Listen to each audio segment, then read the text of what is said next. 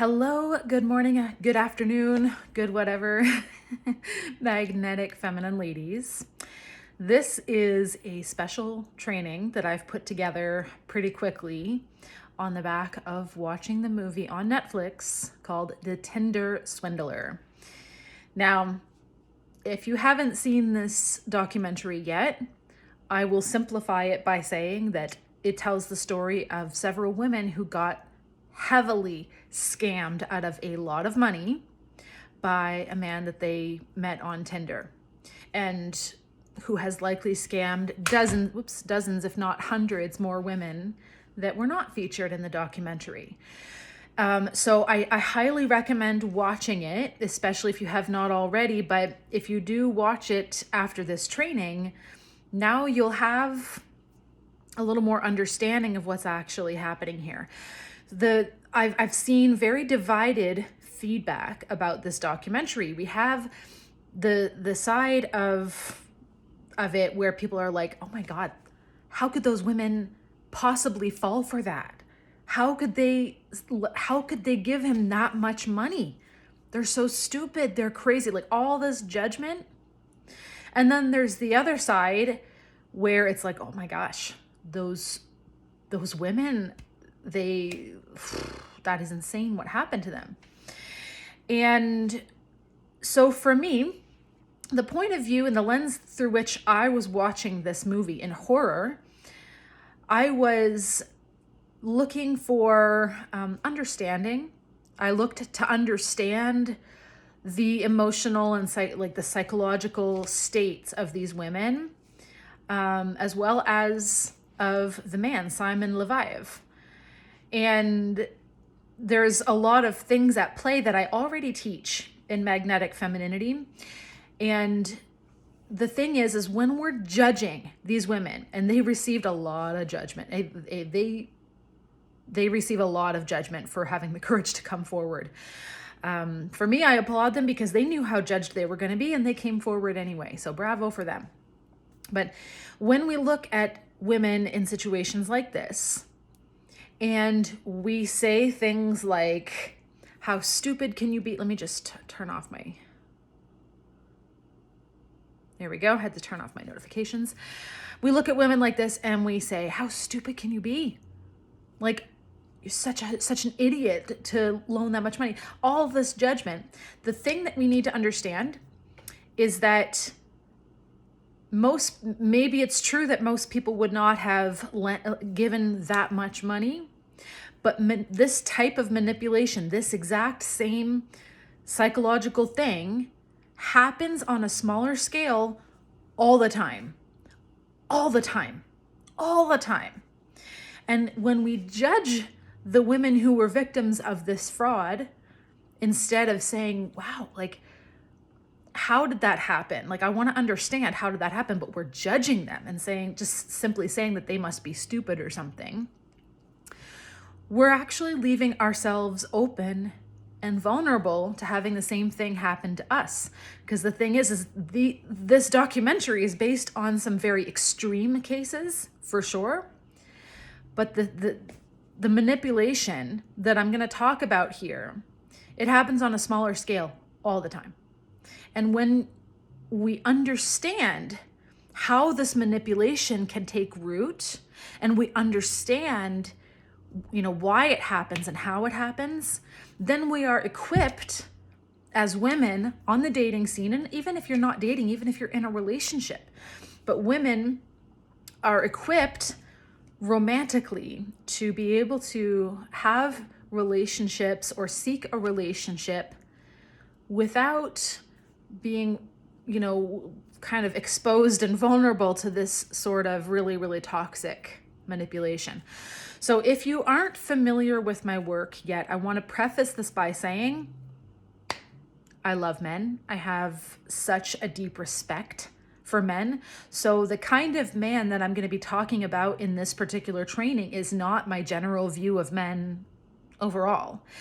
But I feel like this is really important, because no matter how incredible and smart and talented and savvy you are as a woman, sometimes these men find their way into your life, and if you don't know how to date in a really empowering way, if you don't know what I'm going to teach you, unfortunately, these situations can end up going a lot farther than they need to. And I'm going to be sharing some examples from my own life of how, when you're dating in your power, these men, they filter themselves out very quickly. But I'm going to teach you some things first. So looking at this as our love for ourselves is the best defense against manipulation. And I don't mean just like the kind of self-love that you repeat affirmations in the mirror or things like that. I mean our ability to love ourselves so much that we will choose ourselves over anyone. We will choose our own well-being above the fantasy of a relationship. We will choose our own well-being above a relationship that's not quite right, or that asks us to sacrifice and compromise who we are. That is what I mean when I say self-love, the ability and desire, not just the ability, but the desire to choose yourself no matter what. And choosing yourself doesn't mean that you're choosing yourself at other people's expense, but it means choosing yourself and your well-being first and foremost. And I teach about this in great depth in my programs. You know, I have a program called Magnetic that it's all about self-love. I run it twice a year. It's literally, that's the program, Magnetic for self-love. So loving yourself deeply is like having a strong immune system when it comes to manipulation, toxicity in other people, things like that. When you really love yourself and choose yourself, you have a very strong energetic immune system that protects you from manipulation. When you have the capacity to regulate your emotions, not regulate as in like, okay, I'm so mad, but I'm going to breathe through it and I'm going to calm myself down, but actually be able to process your emotions, actually be able to create that level of intimacy with all parts of yourself. You have a strong emotional, energetic, spiritual immune system that will protect you from men like this, from people like this, because manipulation obviously is not just limited to men. This is people in general. But of course, because this is a training based on the Tinder Swindler, I'm going to be speaking mostly in terms of dating men. So when we are not really integrated with ourselves, and what I mean by that is that we're not fully accepting parts of ourselves, and that's causing us to get into people pleasing, being a doormat, working too hard, trying to get other people's approval, having kind of a bleeding heart and wanting to save everybody, no ability to recognize when you're highly emotional, and, fears of abandonment, fears of rejection. These sorts of things are the exact things that compromise your spiritual, energetic, and emotional immune system. It is like you're walking around the dating world with a weakened immune system. And if you have a weakened immune system in your body, what happens is, if you have a weakened immune system in your body, but there's no germs around, you won't get sick. You won't, nothing's going to make you sick. But if you have a weakened immune system and then someone around you is sick and they pass on their germs are present in your field, you're probably going to get sick. So and the thing is that I really, really want to get across here is that it's not, having a weakened emotional immune system does not mean that it's your fault if bad things happen to you. If there is a manipulator in the vicinity, that is the reason why you ended up being a victim. Like for the ladies in the Tinder Swindler, the reason they got taken for a ride like that was because they had a weakened immune system, which I'm going to explain with some more specific examples. If the Tinder Swindler had not been in their field, then that would not have happened. How it might have happened on a smaller scale with other people, but if there had been no manipulator in their field, it would not have happened. They would have had this people pleasing and wanting to save somebody and all these things, but the actual crime that happened did not happen because they have a weakened immune system. It happened because there was a manipulator in the midst who who could sense their weakened immune system, and he knew exactly how to exploit it. He knew exactly what buttons to push in order to get what he wanted. And this is the thing we have to understand, that there are some master manipulators out there. And some of them are very handsome, very charming, and they don't look creepy. They don't look like there's no immediate sign, like there's no sign on their forehead that says, I am going to manipulate you. I am going to use you. I am going to commit crimes against you. I'm going to destroy your life. There is no sign on their forehead that says that. So it's very easy for us to think, oh, that could never happen to me. And the thing is, I genuinely hope it never does. But it's really important that we understand that this is about we can protect ourselves from these types of people by having a strengthened emotional immune system. So if there's a virus in the vicinity and you have a weakened immune system, then that virus is much more likely to get planted in your field, in your body. You are much more vulnerable to predators. Now, this doesn't mean that when you love yourself completely, that it's 100% sure nothing bad will ever happen. We can't guarantee that. But it vastly reduces your risk. Vastly. So, when you love yourself, how does this work? When you love yourself and when you trust yourself and when you have this strengthened emotional, spiritual, and energetic immune system, you trust that weird feeling that you get inside instead of dismissing yourself. Now, here's the thing. When we are in a position where we have open wounds, like we're so scared of being alone, we're scared of self-abandonment, or we're scared of abandonment from others, we're scared of we feel like we need to feel special, we need to feel like we can save somebody. We in the movie, there was one of the women that she felt, and I guess all three of them, they really had felt they had taken on sort of a protective role in the relationship. They wanted to save him, and he knew how to exploit that when he sent them the pictures of him and his bodyguard, or his bodyguard with the blood on his head.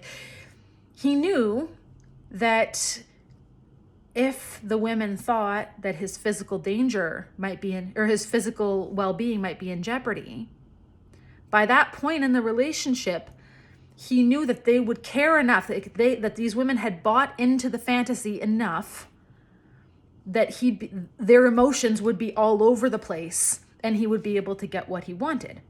And I've seen people say things like, when he asked for that money, why wouldn't you say, don't you have some business buddies or something that you can ask for this? And the thing is, what we have to understand is that we see what we want to see. We as women tend to see what we want to see rather than seeing what's actually in front of us. When we are dating with open wounds that we have not yet healed, that we have not reintegrated as part of ourselves, all these rejected parts of ourselves that we have not reintegrated, we start seeing what we want to see, and we lose the ability to see what's right in front of us. So that little weird feeling that I just talked about, like, you might not even feel it because what you want to see has taken over. The fantasy that you want to see. So, if you recall in the documentary, it talked about, like, right away from date one, like, he knew how to seduce them. He knew that he could dazzle them with all the money. And this is something that, a lot of women laugh at men for being, stupid around a woman who is really gorgeous and really hot, and, she's just using him for his money. This is the same thing. It's the exact same thing. A lot of us women, because we are not really rock solid in our own security in ourselves and in our life, when a man who's like a billionaire comes along and wants to sweep you off your feet, take you on a private jet on the first date, wine and dine you in 5-star hotels, it feels like a fairy tale. It feels like the exact same fairy tale that we've been sold as girls since we were little.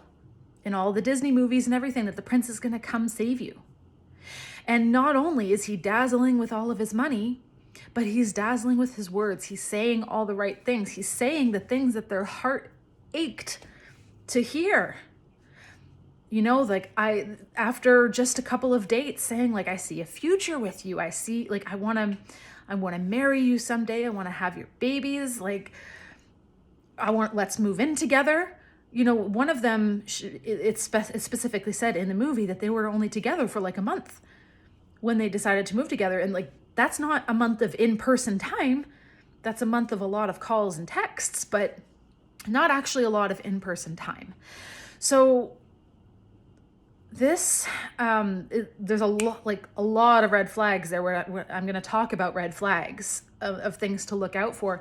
But the core thing to understand in all of this is that these women were very vulnerable because there was a part of them that really longed for the fantasy. So whether it was a romantic fantasy, or for Pernilla in the movie, it wasn't actually a romantic fantasy, but there was something else in her, like she wanted to say, like, she took on a protective role. She wanted to save him. And so it doesn't even necessarily have to be a romantic connection, but there was something in her that there was a button he pushed in her to exploit her emotions. And he was a master at this. So he sold them a fantasy, got them really emotionally invested in this, fantasy, because he knew that once, he promised the moon, and, in the case of Pernilla, he didn't make her any promises, but, like, he took her all over Europe and, like, paid for all these things. And, he got them in a place where they felt like they owed him something, where they were invested in the fantasy of a future without even really knowing him, but feeling like they knew him, because there was a lot of projection going on, a lot of emotional projection. And he knew that. He knew that if he said all the right things, he could get them to create the fantasy in their heads that they know him. But I know him. He would never do anything. And that's genuinely how they feel. Now, I've never been taken for, hundreds of thousands of dollars, but I know what it feels like to feel like you know somebody so fast, and to have that turn out to not be the truth. And it can happen to any of us if we don't understand what's going on. So he did that. He created kind of this energetic debt where he, provided all these things for them. He made them buy into this future with him, or he created the future that they bought into because they were emotionally vulnerable. And then he knew once he had them hooked, then it was time to trigger their fear of loss, to trigger their fear that he would die, to trigger their fear that if they don't help him out, then it would be their fault if something happened to him. And, you know, to trigger the part of them that wants to feel powerful, that they are the one that this billionaire goes to for help. Whatever the trigger was for them, it could have been different from all of them, but that's what he did. He purposely pushed that button and said, okay, they're hooked. I'm going to push the danger button. And so now they're thinking, oh my gosh, he could die. And now he's asking me for help. Well, if I don't help him, like, and something happens, then it's my fault. I can't, okay, I'll help him. Or if they're supposedly in a relationship, they feel like, oh my gosh, well, it's my job. I have to bail him out. I have to help him. That's what being in a relationship is, right? No, and I'll say more about that later. But he pushed the button that triggered so much emotion in them that they weren't able to see things clearly. They saw what they needed to see in their projections. They saw what they needed to see, and that projection was so loud and clear that they couldn't really see what was in front of them. Now, someone being unable to see that in that moment doesn't mean they're stupid, doesn't mean they're crazy. It means that there was a lot of emotion triggered that perhaps they weren't aware of in the moment. They didn't maybe have the wherewithal to question and be like, what's going on here? Like, underneath the fear, what's actually happening? There was just too much emotion. Emotion clouds your judgment. Emotion is a beautiful thing. Like, if you've been following me, you know how much I love feeling the feelings and all of that.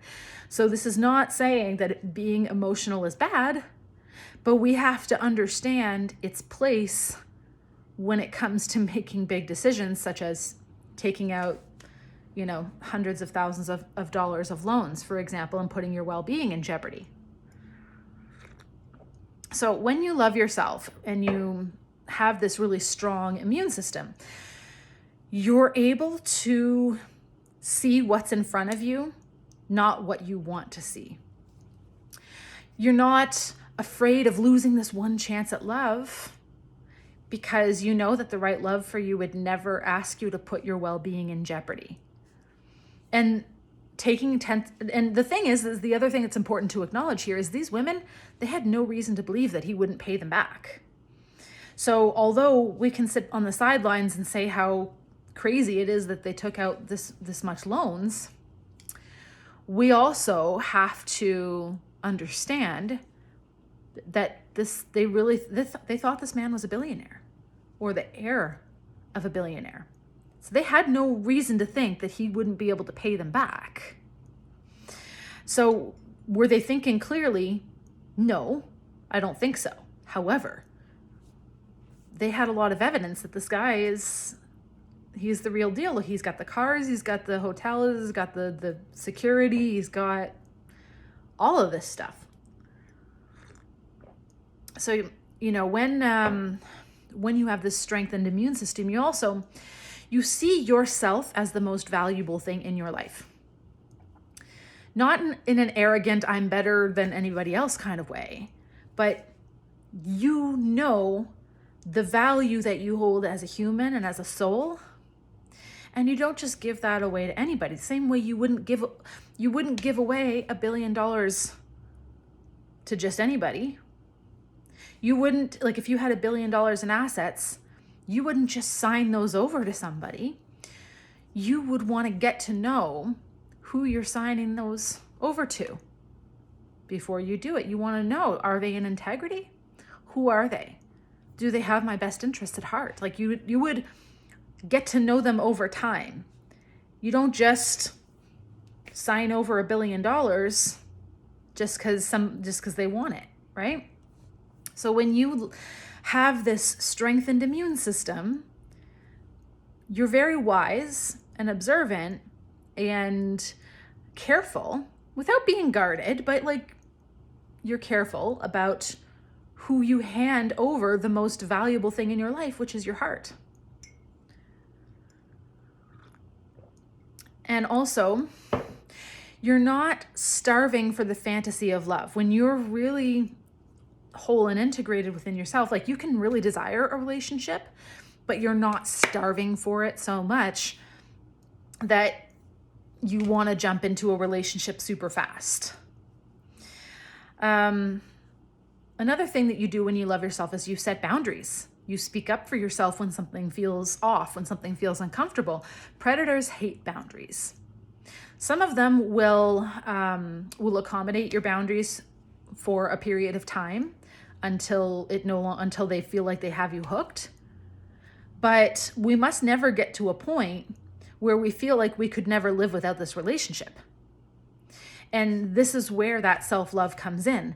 When we know that without this relationship, we'd be okay. We might have some feelings about letting it go, but ultimately we would be okay. We need to always maintain that level of self-love no matter how long a relationship goes on. Because I'll be honest, there are some predators who are very, very good at hiding it for a while. However, energy doesn't lie. And when we are able to clear the cloud of emotions, this is where we're able to really pick up on the energy that's actually happening in front of us. We can't hear people's actual energy when we're in a lot of emotion. What we think we're picking up is actually our own emotion. It's our own projections. It's not actually the energy that's coming from the other person. It's just our projections, what we want to see, in other words. So how do you protect yourself from these types of people? First of all, this is the most important thing. The most important thing, and it's not something that I can teach in a snap because it's a very deep topic. Some of you are already doing this work. Some of you, may be newer to it. But it's always, always, always to be doing the inner work to deeply connect with yourself, to have intimacy with all parts of yourself, so that your shadow doesn't take over and rise up and put you in compromising situations just because you're afraid of being rejected or abandoned. This is what our shadow does sometimes when we're terrified that we'll be abandoned, when we're terrified, we need the validation that we're good enough. And listen, a billionaire coming in, wanting to sweep you off your feet, wanting to fly you all over Europe, wanting to bring you to the nicest restaurants and, gives you a $15,000 a month budget for an apartment, that can make you feel pretty special, right? So you can see how somebody who needed to feel special because they didn't feel special before, you can see how that might make them feel special maybe for the first time in their lives. And they're like, I can't let go of this.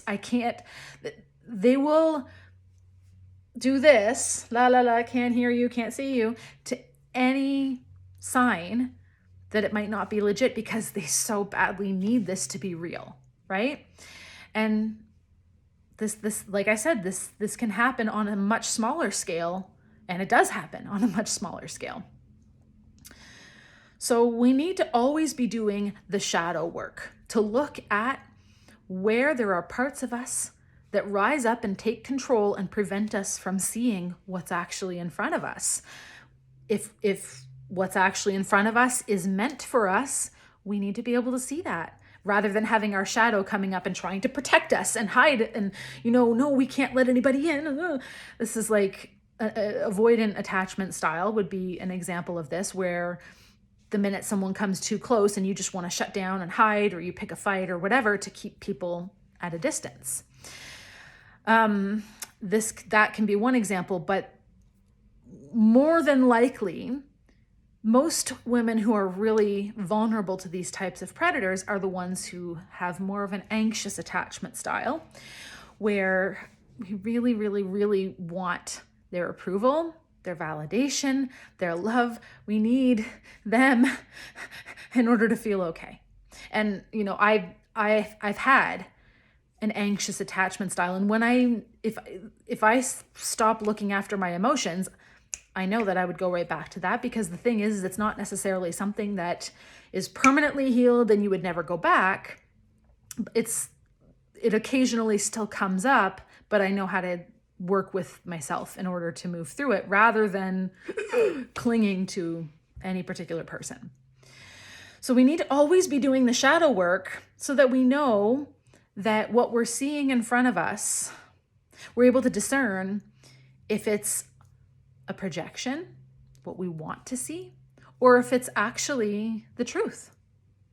And when we resist the truth and try to shape the truth into what we want to see, we become extraordinarily vulnerable to predators. So when there's nothing that you need to see in order to feel validated, loved, or special, then you will have the ability to see what's actually right there in front of you rather than what you want to see. So that's the first thing. The inner work is number one. It's ongoing. It never ends. I can't stress that enough. Number two is taking your time to get to know someone in person.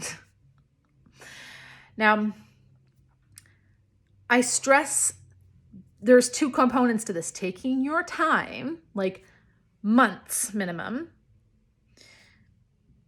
and getting to know them in person.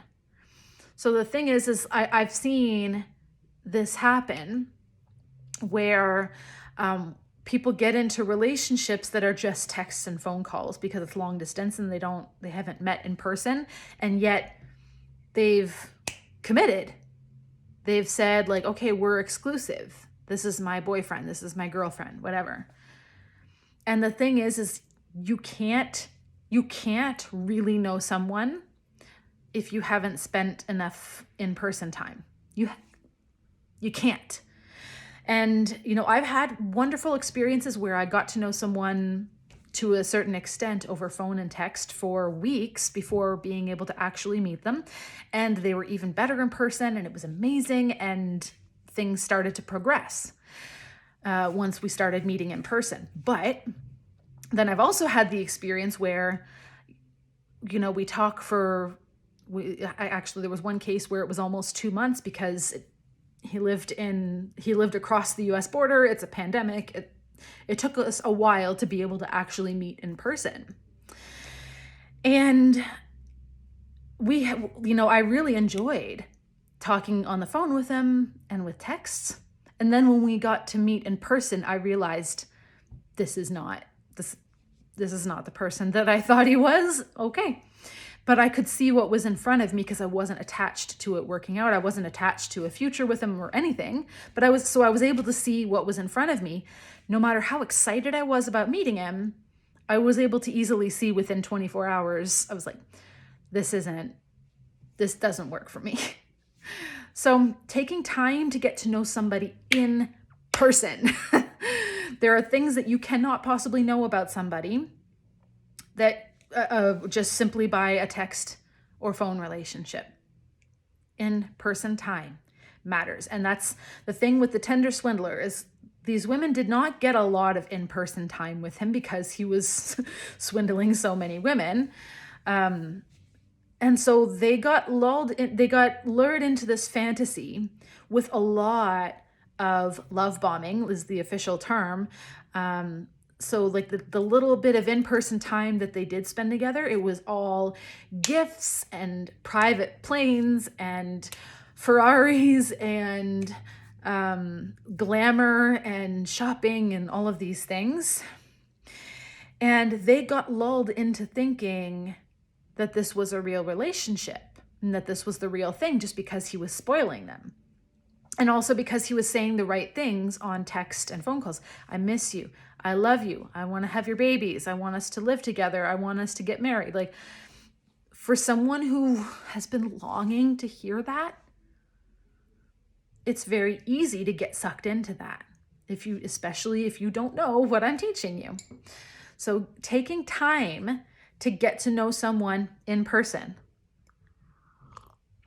And if he's trying to move the relationship forward very quickly, that's not actually a positive sign. This is the thing. a man, especially if we're talking about a very wealthy man doesn't want to just jump into a relationship super fast because he's got a lot at stake. The thing is in a relationship, your partner is either going to be an asset or they're going to be a liability. A very wealthy man, he needs to know that you're not going to be a liability. He needs to know that you're going to be able to, like, you're going to add to his life in some way, just like you need to be making sure that he's going to add to your life, for sure. But he's going to take his time before he joins his empire with somebody, because there's a lot at stake. And he knows this. Men in their healthy masculine energy, they are not going to just jump into a relationship with somebody without really knowing them. If he doesn't know how reckless you are financially, or like how you are financially, if he doesn't know a lot about your day-to-day habits, if he doesn't know like your friends, who you hang out with, these are things that he needs to know in order to know if joining forces with you is going to be an asset or a liability. And if he's not taking the time, like especially if we're talking about wealthy men, but if he's not taking the time to get to know all of this and he's just getting caught up in the feelings, it's not a good sign. It's really not a good sign. And it's just that we want the romance. We want the storybook romance. We want like love at first sight, and we want all of this. And it can cause us to not see clearly. But even a man who's not extraordinarily wealthy, he still wants to make sure, like if he's in his healthy masculine energy, he wants to make sure that you're an asset to him and not a liability. And I know that that sounds very like dry and businessy, and that, you know, those terms are not necessarily the most romantic terms, but ultimately that's what it boils down to for all of us. We want to make sure that we're with somebody who's going to be an asset in our lives, who's going to feed into us the way we want to feed into them. And, you know, a man is not going to just jump into a relationship when he's in his healthy masculine energy until he knows that you are going to be joining forces, that you are going to be adding to each other, that you will be more together than you could be separately. So a man wanting to move fast in a relationship is not a good sign. Now, sometimes good men get caught up in the feelings. It can happen. If that happens, this is where we need to take responsibility for ourselves and set the boundary and say, this is moving really fast. I'm so loving getting to know you. This has been the time of my life. I'm feeling so good with you. And what I would really love is if we could just slow it down, if we could take our time and just savor this part of the journey. A man who is emotionally healthy and has your best interests at heart is going to respect that. He might feel a little disappointed, it's possible, but he's going to respect it. He's not going to try to push you or manipulate you or be like, oh, but I just love you so much. Or he's not going to get manipulative or pissy about it. He will respect it and say, okay, I get it. And, you know, I respect that. We'll table this conversation for later.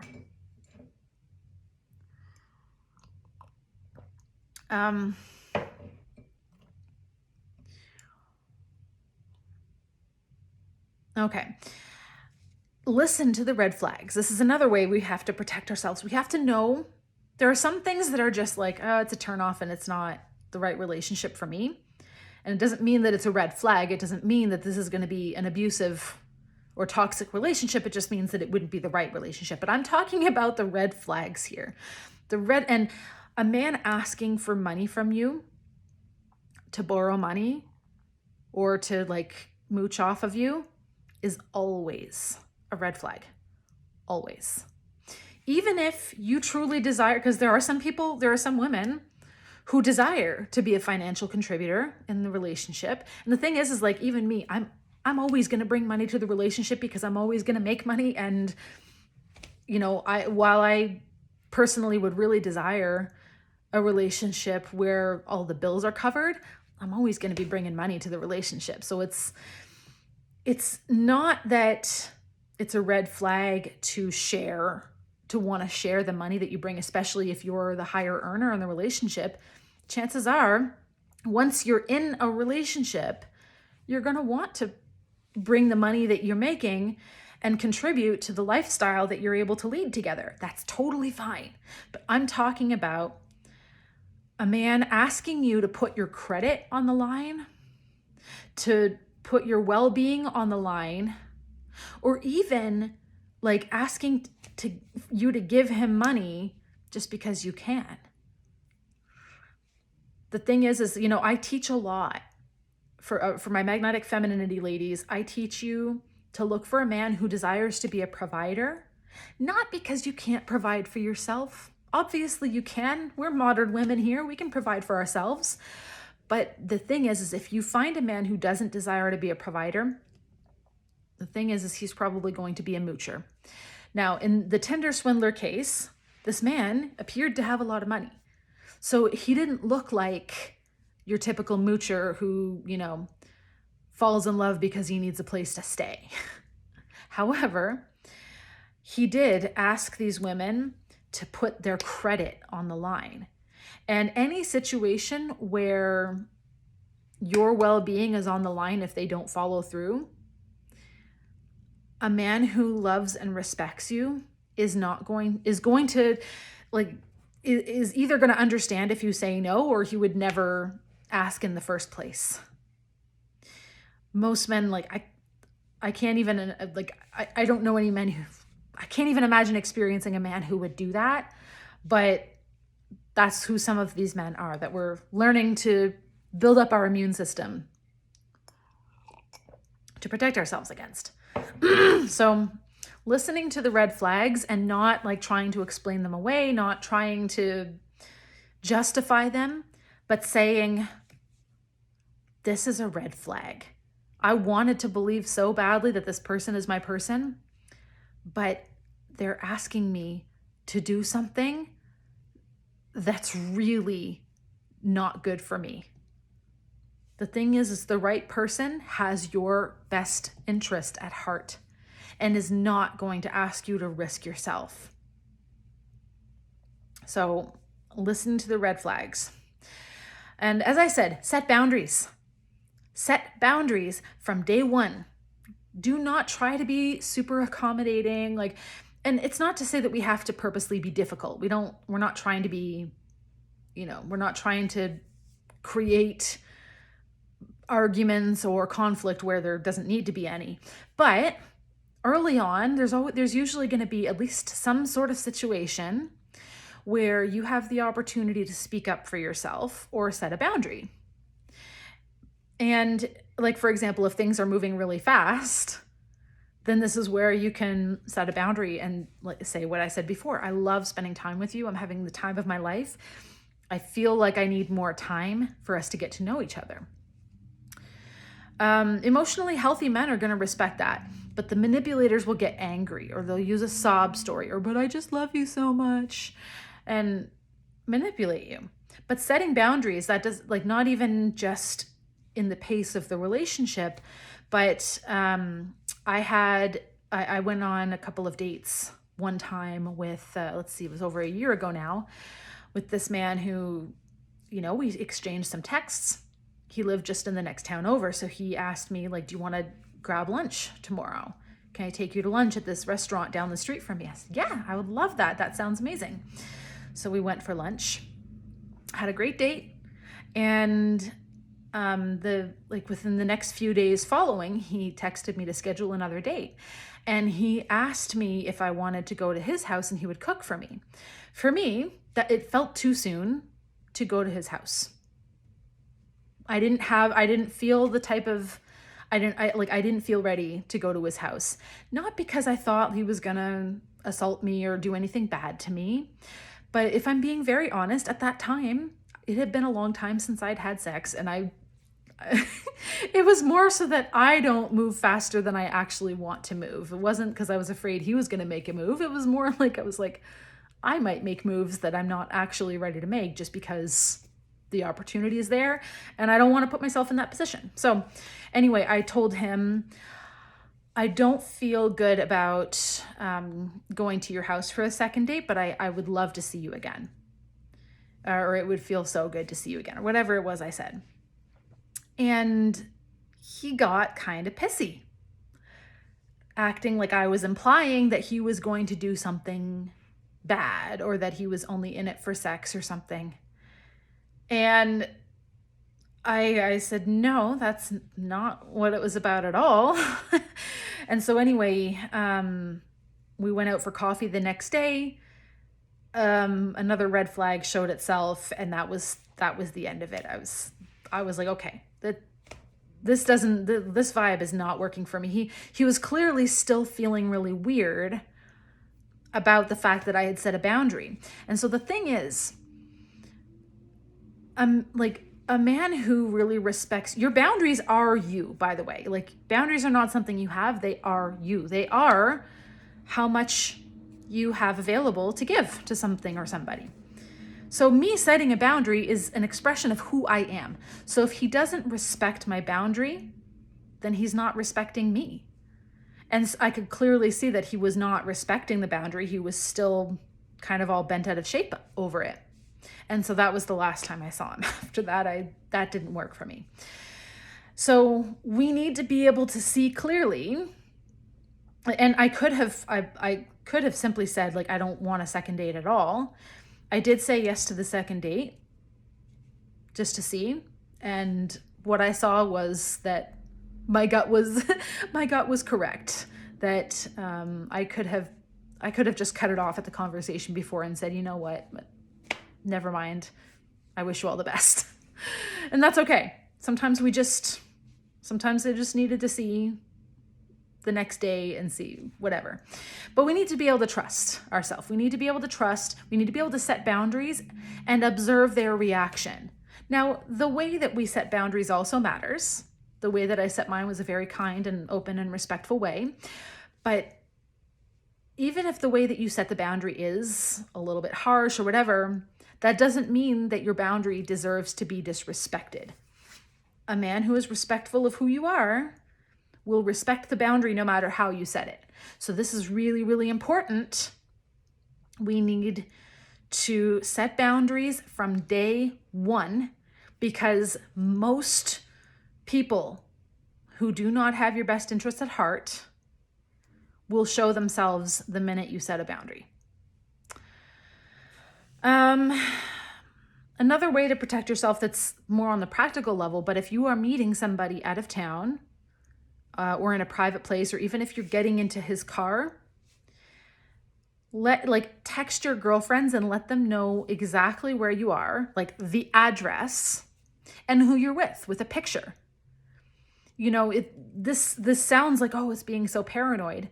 But the thing is, as much as I would love to say, like, oh, I desire to live in a world where women are not assaulted or whatever, it's not the reality that we live in yet. I would love to see that happen. Maybe we will in our lifetime, maybe we won't. But the reality that we live in is that we don't need to, be paranoid and scared and guarded all the time. But there are certain precautions that we can take and that we should take when we're meeting somebody, and it's not in a very public place. I highly recommend meeting in public places all the time until you feel like you've developed enough of a connection with somebody to really see who they are. But also, I know that sometimes we don't. Sometimes we don't. And sometimes we can intuitively sense that someone's not a danger. Sometimes we can feel like this person, I don't yet know if they're a match for me, but I can feel that they're not dangerous and whatever. You're a grown up, you can make your own decisions, but I definitely recommend letting your friends know, or your sisters, parents, letting somebody know exactly who you're with, what they look like, and where you're going. One time I went on a weekend away with a man that I'd been texting for a while and calling, and I could sense, I could feel he's not dangerous. And I was really excited about meeting him. And when I got there, one of the first things I said was, okay, my girlfriends are waiting for my text to let me know that I got here and that I'm not dead. So let me just send a picture and text them to let them know I'm alive and where I am. And my girlfriends texted me multiple times over the next 24 hours saying like, still alive, still alive. And I would joke with him and it's like, oh, like they're so protective of me. They're checking to make sure that I'm still alive. Let me just text them back real quick. And letting him know that not because like I was trying to prove that he wouldn't be able to get away with murdering me, but just simply saying like, oh, I love my friends. They, just letting him know that I am checking in with people. I do have people who know where I am. And the thing is, there was no bone in my body that was afraid he was going to harm me in any way. I could really sense that he was very genuine. There was nothing wrong here. But you also want to observe the reaction. If you have a man who's getting upset about the fact that you're checking in with people, that is a red flag, big time. If he's like, oh yeah, like if you want to take a selfie, like if you want to take a selfie together just to let them know we're safe, like, and he has no problem with you sending a picture of him or whatever, like most men will understand. Most men will they know enough about what dating is like as a woman that they understand why we need to do this, and they have nothing to hide. They're not going to try to be like, oh, what are you suggesting? Like, if any man gets bent out of shape like that, that would be the time to get out. Because a man who has your best interests at heart is not going to be mad that you're protecting yourself, that you're being safe. So that is a red flag if he gets bent out of shape about it. So now I want to tell a story. I want to give an example. I already gave one example from the guy who got bent out of shape with my boundary. But I want to give you an example from my own life about what it looks like when you have a really strong immune system and these guys are able to just filter out of your life, even if you're really excited about them. So I went out with this, or I started talking to this man. And this man, he physically resembled a past relationship that I really, really cared about.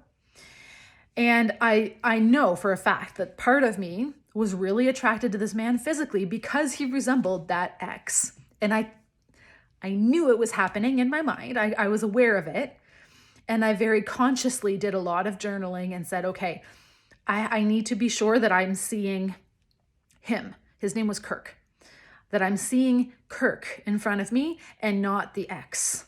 And it took a lot of conscious effort to not take the amazing image of this ex that I'd had such a great experience with and project it onto this guy. I needed to be very conscious because there were times when I would start thinking in my head about, oh, like he's such a kind and sweet person. And I'd have to ask myself, has he actually shown me these qualities yet? Or am I projecting onto him? And sometimes I would realize he hasn't actually shown me these qualities yet. I haven't actually experienced that. I'm just projecting those onto him because that's what I wanted to see. So the thing is when you feel really attracted to somebody, you don't have to like cut it off and run away and be like, oh, I'm projecting onto him. You can stay present to it, but it does take a lot of consciousness and awareness to notice the thoughts that come up. So this man who's super handsome, very fit, older, like very much my type in terms of, subconsciously wanting to replace this ex that I'd had such a great experience with, but it didn't work out. So the thing, he was a man who lived, just across the border from me. We don't live far from each other, but there is the Canada-US border in between. So we chatted on the phone and through text most days for almost a couple of months. And by the time we got around to meeting in person, we felt like we kind of had a really good feel for each other.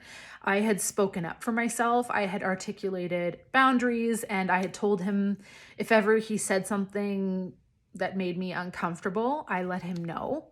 It was really great practice in standing up for myself, speaking my mind. Not that he was never mean, but there were some, let's just say, politically incorrect words that he said that I said, I'm really uncomfortable with the R word. I get a visceral body reaction when I hear someone using that word. And he was like, oh my God, okay, noted. I apologize. I can be a bit of a Neanderthal at times, but I will not say that again. So I thanked him. And so anyway, there was a lot of reasons why I felt I was really excited to meet him. He on the surface seemed to be a lot of the things that I'm looking for. Not to mention his life situation, which was, he was 50 and had no kids, had location freedom, and time freedom. So I was like, he's got a lot of things that I'm looking for. I'm really excited to meet him and see how things pan out. Now, the important distinction here is that I was excited to meet him, but I was not attached to how things work out. So he seemed very secure. He was very consistent. If he knew he was going to be kind of not present for a few days, he had some family business to take care of with a death in the family, he let me know, I'm probably not going to be super communicative through these few days, but I'll touch in when I can. Things like that. Really, really, really good. He did a lot of things right. And this is why we cannot only rely on the external appearance of how somebody seems to be. We have to be willing to take it slow, observe, process all of the emotions and the triggers and all of the things, the attachments, so that we can clearly see what's in front of us. So that was why it got as far as it did to 2 months of communicating and then meeting in person. Now, the reason why it ended abruptly, very abruptly, because within 24 hours of meeting him, I was like, okay, this is over. This is over. He's not the person that he seemed to be through text. There was a lot of just plain turnoffs, that the type of things that you can only know when you actually meet someone in person. But there were also some pretty serious red flags as well that kind of came up. I didn't feel unsafe. I knew that I could feel there was no intention to hurt me in any way. But I knew without a doubt that this was not the right man for me. So what ended up happening is I found out he happened to let it slip that he's 53 years old. But on his profile, and we matched twice, and on his profile, both times he had written 50. And I said, "You're 53?" And he said, "Yeah." And I said, "Your profile said 50. And by this time he had deleted his profile. So I couldn't, he couldn't just pick up his phone and check, but I had screenshots and I knew I wasn't questioning my memory at all. And I said, "Yeah, your profile said 50. And he was like, "Really?" And I was like, and he starts saying, "Oh, are you sure? Are you sure that that's what you saw?" And kind of trying to make me question what I saw, when I knew what I saw. And I had the screenshots. I didn't pull up the screenshots because we were driving at the time and I didn't have anything to prove. But we had only spent 24 hours together when this came up. And I could see him trying to make me question what I knew damn well. And the thing is, he had made 2 profiles, and both of them, his age was 50. That's, if you've ever been on Tinder, you know that you have to put your birth year in, and there was no way that he made that mistake twice.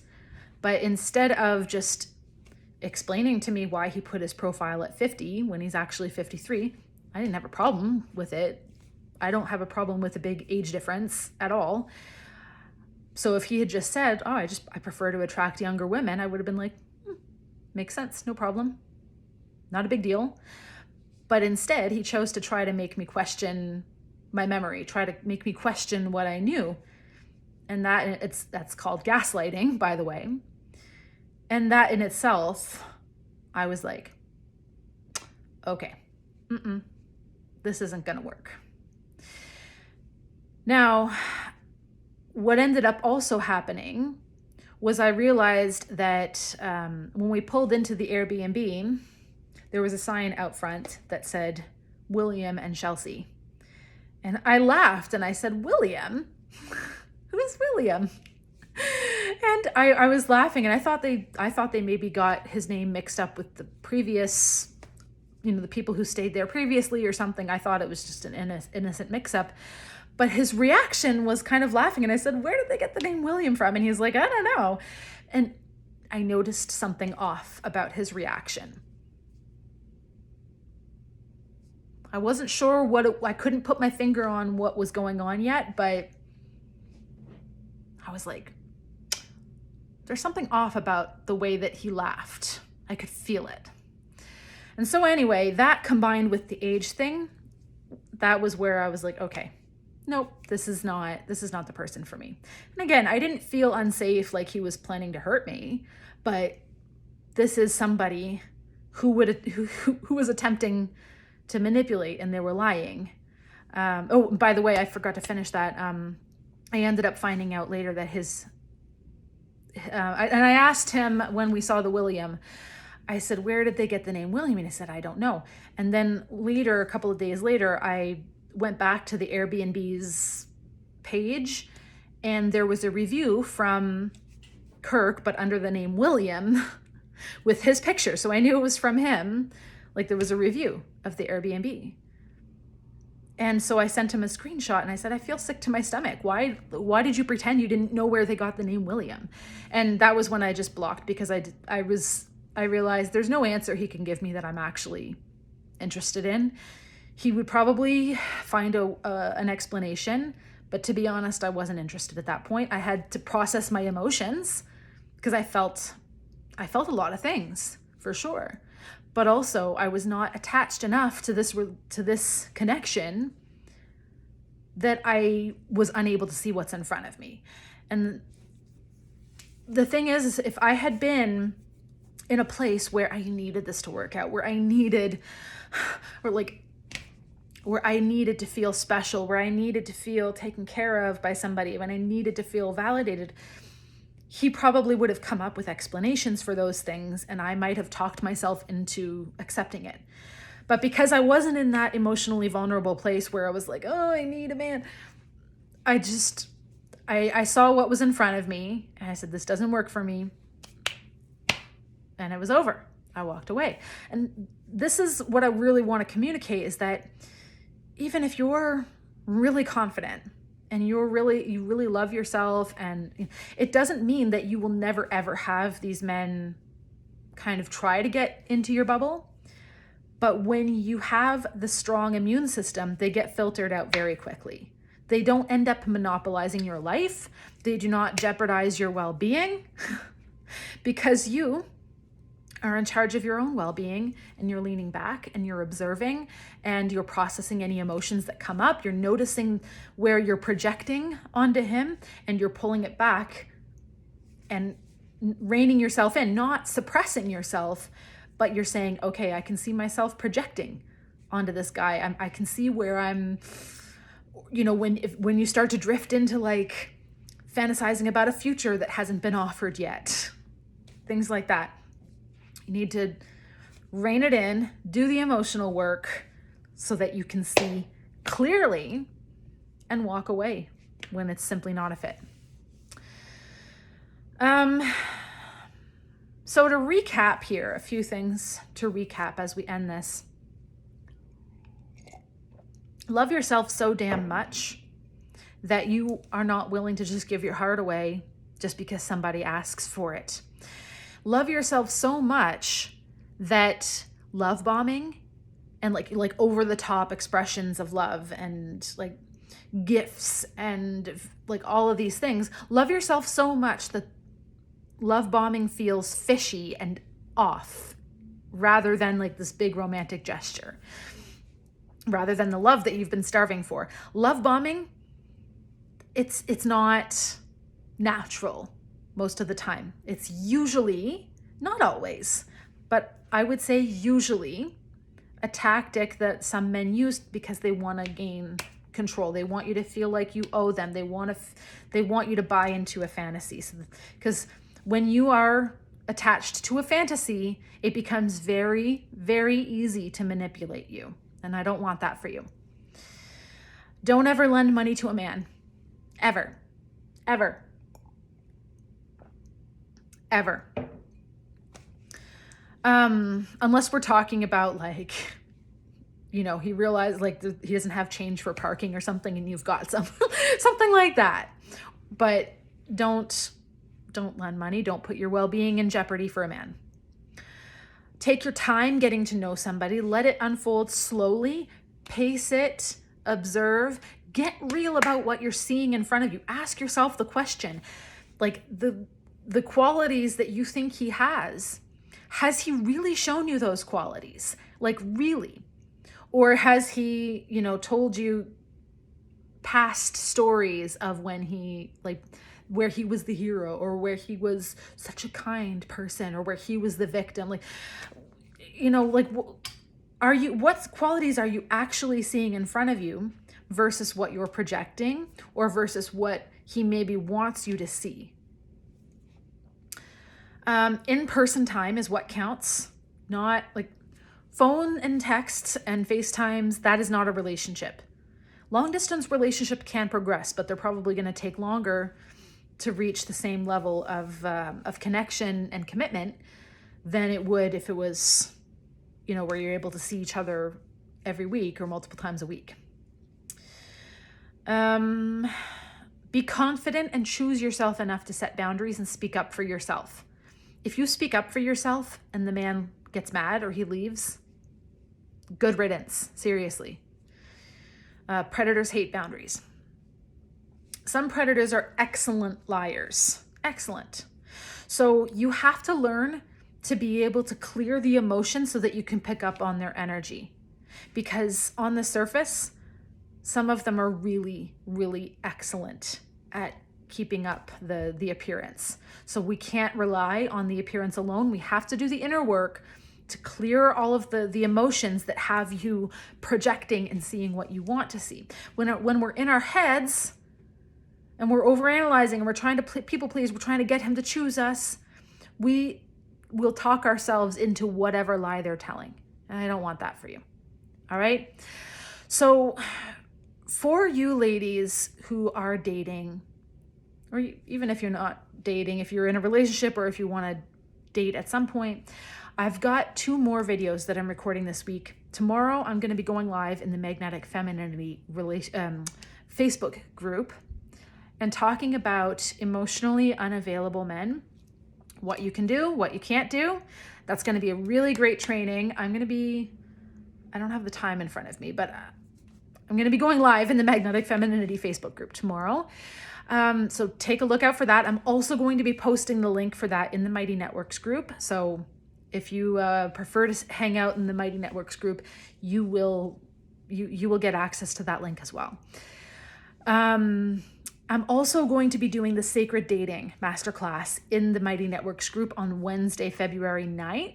And this is going to be such an amazing masterclass, especially combined with what I taught you today, what I'm teaching you tomorrow in the Emotionally Unavailable Men class. These 3 classes are going to blow, like, especially when you combine all of them together, this is going to blow your mind. And I'm going to be talking about my 𝚆𝚅𝚘𝚝 program, which is about like the dating process, preparing yourself for the relationship of your dreams, aligning with the relationship of your dreams, dating in your power, choosing the right partner. All of these things, we're going to be going into a lot of depth in the Captivate program, the emotional work, all of it. So if you are already like, I want more of this, and that's where I am in my life right now, I really want to dive into this, come on into the Captivate program. I'm going to be talking a lot more about it over the next couple of days, but if you're interested, you can message me anytime and come on in. The Captivate program is also part of the portal, which is my 12-month experience of live programs.